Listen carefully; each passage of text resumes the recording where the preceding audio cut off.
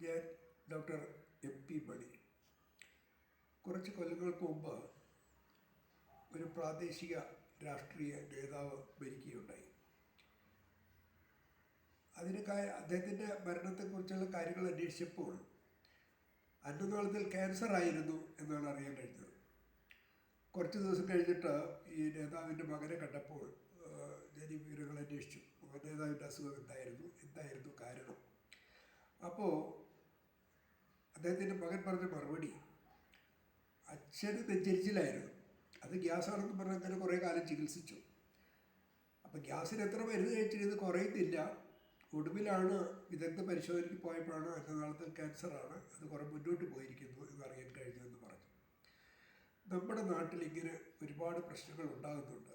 ഈ അശാസ്ത്രീയമായ രോഗനിർണയം അല്ലെങ്കിൽ സ്വയം രോഗനിർണയം. നമ്മളൊരു മരുന്ന് കടയുടെ മുന്നിൽ കുറച്ച് നേരം നിന്നാൽ ഒരുപാട് പേര് ഗ്യാസിന് മരുന്ന് മേടിക്കാൻ വരുന്നവരാണ്. ഈ ഗ്യാസ് എന്ന് പറഞ്ഞാൽ എന്താണെന്ന് വെച്ചാൽ അവർക്കും അറിയില്ല, ഡോക്ടർമാർക്കും അറിയില്ല. കാരണം അങ്ങനെ ഒരു വാക്ക് വൈദ്യശാസ്ത്ര പുസ്തകങ്ങളിൽ പറഞ്ഞിട്ടില്ല. അപ്പോൾ അതുകൊണ്ട് തന്നെ ഈ ദഹനേന്ദ്രിയ പ്രശ്നങ്ങൾ, അത് വിശപ്പ് കുറവായാലും നെഞ്ചരിച്ചിലായാലും മനം പുരട്ടാലായാലും എന്ത് തന്നെ ആയാലും വയറുവേദനയായാലും അത് ഡോക്ടറെ കാണുക തന്നെ വേണം. അപ്പോഴാണ് കൃത്യമായ പരിശോധനകളിലൂടെ രോഗനിർണയം നടത്താൻ കഴിയുന്നത്. ഇപ്പോൾ കരൾ രോഗങ്ങൾ, ക്യാൻസർ അടക്കമുള്ള കരളിൽ ക്യാൻസർ വരുമ്പോൾ അടക്കം ആദ്യമായി കിട്ടുന്ന ലക്ഷണങ്ങൾ ദഹനേന്ദ്രിയ പ്രശ്നങ്ങളാണ്. വിശപ്പില്ലാതാകുക, ആഹാരം കഴിച്ച് ദഹിക്കാതാകുക, വയറുവേദന ഉണ്ടാകുക, ഏമ്പക്കം, ഇങ്ങനെയുള്ള പ്രശ്നങ്ങളാണ്. അപ്പോൾ എല്ലാവരും ഇത് ഗ്യാസാണെന്ന് പറയും. അതുപോലെ തന്നെ മഞ്ഞപ്പിത്തം. ഈ കരളിലെ ക്യാൻസർ കുറേ മുന്നോട്ട് പോകുമ്പോഴാണ് മഞ്ഞപ്പിത്തം പ്രത്യക്ഷപ്പെടുന്നത്. ഇത് മഞ്ഞപ്പിത്തമാണ് എന്ന് പറഞ്ഞ് കൈകാര്യം ചെയ്യുമ്പോഴാണ് പ്രശ്നങ്ങൾ ഉണ്ടാകുന്നത്. അങ്ങനെ ഇവിടെ ഒരുപാട് പ്രശ്നങ്ങൾ ഉണ്ടാകുന്നുണ്ട്. അപ്പോൾ ഈ ഞാനെപ്പോഴും പറയാറുള്ളത്, ഈ രോഗനിർണയം കൃത്യമാകണം. അത് ഏറ്റവും പുതിയ അറിവുകൾ അനുസരിച്ച് തന്നെ ആകണം. അതിനത്ര ബുദ്ധിമുട്ടൊന്നും ഇനിയിപ്പോൾ ഒരു രക്തപരിശോധന നടത്തിയാൽ നമ്മുടെ രസതന്ത്രത്തിലുള്ള പ്രശ്നങ്ങൾ എവിടെയാണ് തകരാറുകളെന്ന് കൃത്യമായി ചിത്രം കിട്ടും. അപ്പോൾ നമുക്ക് രോഗനിർണയം നടത്താൻ എളുപ്പമാണ്. ക്യാൻസറിൻ്റെ ഇതുവരെ സാധ്യത പോലെ നമുക്ക് കണ്ടെത്താൻ കഴിയും. അതനുസരിച്ച് വേണം ചികിത്സ നൽകാൻ. അപ്പോൾ ഈ ചികിത്സ എന്ന് പറയുന്നത് വളരെ ലളിതമാണ്. ഇപ്പോൾ എന്നോട് ഒരുപാട് പേര് ചോദിക്കാറുണ്ട്, ആയുർവേദത്തിൽ ഇതിനൊക്കെ മരുന്നുണ്ടോ?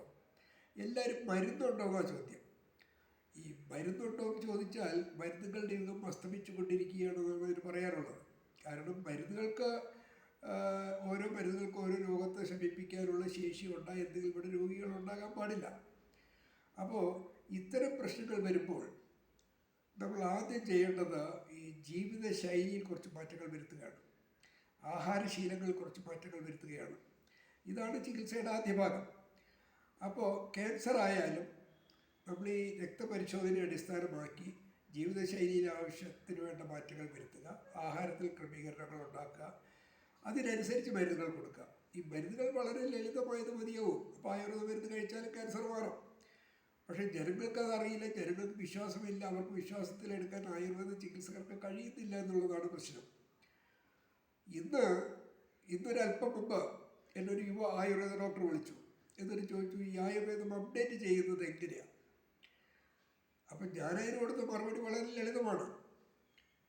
കാരണം ആയുർവേദത്തിൽ രോഗമുണ്ടാകുന്നത് എങ്ങനെയാണെന്ന് പറഞ്ഞത് രോഗസ്തു ദോഷവൈശ്യം എന്നതാണ്. ദോഷങ്ങൾ, അതായത് ആയുർവേദത്തിൻ്റെ അടിസ്ഥാന തത്വങ്ങളെന്ന് പറയുന്നത് വാതപിത്ത കഫങ്ങളാണ്, ത്രിദോഷങ്ങൾ. ഇതിൻ്റെ സമാവസ്ഥയിൽ ഉണ്ടാകുന്ന വ്യതിയാനങ്ങളാണ് രോഗമുണ്ടാകുന്നതെന്നാണ്. അപ്പോൾ ഇന്നാ സമാവസ്ഥ എന്ന് പറയുന്നത് നമ്മുടെ കെമിസ്ട്രിയാണ്, നമ്മുടെ ശരീരത്തിലെ കെമിസ്ട്രി. ആ വ്യതിയാനങ്ങൾ മനസ്സിലാക്കാൻ രക്തപരിശോധന സഹായിക്കും. അത്രയേ ഉള്ളൂ വ്യത്യാസം. അപ്പോൾ അപ്ഡേറ്റ് ചെയ്യാന്ന് പറഞ്ഞാൽ അല്ലെങ്കിൽ കാലാനുസൃതമായി അറിവ് പുതുക്കുക എന്ന് പറയുന്നത് അതുകൊണ്ടാണ്. അതുപോലെ ആഹാരത്തിലെ ക്രമീകരണങ്ങൾ ഒരുപാട്. ഇപ്പം നമ്മൾ ഈ നെഞ്ചരിച്ചിൽ അല്ലെങ്കിൽ വയറുവേദന, ദഹനക്ഷയം എന്നൊക്കെ പറഞ്ഞ് നടക്കുന്നവർക്ക് ഞാൻ പൊതുവെ ഒരു സിമ്പിൾ ഫോണിൽ കൂടെ ചോദിക്കുന്നവരോട് പറയാറുണ്ട്, ഈ ആദ്യം ഈ നെഞ്ചരിച്ചിൽ അനുഭവപ്പെടുമ്പോൾ നമ്മൾ കിടക്കുമ്പോൾ കട്ടിലിൻ്റെ തല വെക്കുന്ന ഭാഗത്തെ കാലൊരു 4 ഇഞ്ച് പൊക്കി വയ്ക്കുക എന്നുള്ളതാണ് അതിൻ്റെ ചികിത്സ. അത് പലരും ചെയ്യാറില്ല, എല്ലാവരും മരുന്നുമായി കഴിക്കും. അതുപോലെ ഉച്ചയ്ക്ക് ആഹാരത്തിന് ഒരു മണിക്കൂറോ ഒരു 1-2 കഷ്ണം, കുഞ്ഞു കഷ്ണം നാളികേരം ചവച്ചിറക്കിയാൽ തന്നെ അതിനൊക്കെ കുറേ ആശ്വാസം കിട്ടും. അപ്പോൾ ഈ ആസിഡ് ഫോർമേഷൻ ന്യൂട്രലൈസ് ചെയ്യാൻ ഈ തേങ്ങാപ്പാലിന് കഴിവുണ്ട്, ന്യൂട്രലൈസ് ചെയ്യുന്നത്. അപ്പോൾ ക്യാൻസർ ആയാൽ പോലും ക്യാൻസറിന് ആയുർവേദത്തിൽ ചികിത്സയില്ല എന്ന് പൊതുവെ ഒരുപാട് പേര് വിശ്വസിക്കുന്നുണ്ട്. തെറ്റാണത്. കൃത്യമായ രോഗനിർണയം നടത്തിയിട്ട് നമ്മൾ ഈ ദഹനേന്ദ്രിയ പ്രശ്നങ്ങൾ ആയുർവേദ ചികിത്സയിലൂടെ തന്നെ കൈകാര്യം ചെയ്യൽ. കാരണം ഒരുപാട് ദഹനേന്ദ്രിയ പ്രശ്നങ്ങൾ ഉണ്ടാകുന്നത് അണുബാധകൾ മൂലമാണ്. ആയുർവേദത്തിൽ അണുബാധകളെ കൈകാര്യം ചെയ്യാൻ വളരെ ഫലപ്രദമായ ലളിതമായ മരുന്നുകളുണ്ട്.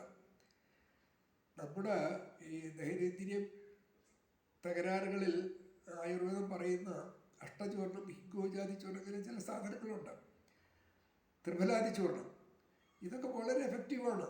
ഈ ത്രിഫലാദി ചൂർണ്ണമൊക്കെ കൃത്യമായി കഴിക്കാമെങ്കിൽ ഈ നമ്മൾ ആഹാരത്തിലെ ക്രമീകരണം, ജീവിതശൈലിയിൽ മാറ്റം, വ്യായാമം, ഇത്തരം കാര്യങ്ങളോടൊപ്പം ഈ കൃത്യമായ ത്രിഫലാ ചൂർണം കഴിക്കാമെങ്കിൽ ഒരു വിദഗ്ധനായ അലോപ്പതി ഡോക്ടർ പണ്ട് എന്നോട് പറഞ്ഞത് അത് elimination of unwanted deposits from the body അതിന് സഹായിക്കുമെന്നാണ്. ശരീരത്തിൽ അമിതമായി കിടക്കുന്ന ദോഷകരമായ പദാർത്ഥങ്ങളെ നീക്കം ചെയ്യാൻ വരെ ഈ ഇത്തരം കാര്യങ്ങൾ കഴിയുമെന്നാണ്. അപ്പോൾ ആയുർവേദം എന്ന് പറയുന്നത് ഈ അണുബാധകളെ ചെറുക്കാനും ഇത്തരം ക്യാൻസറുകളെ പ്രതിരോധിക്കാനും ക്യാൻസറുകൾ വന്നാൽ അതിനെ ഫലപ്രദമായി ചികിത്സിക്കാനുള്ള സംവിധാനം ഉള്ളത് തന്നെയാണ്. സമഗ്രമായൊരു ചികിത്സാ ശാസ്ത്രമാണ് ഈ ആയുർവേദം എന്ന് പറയുന്നത്.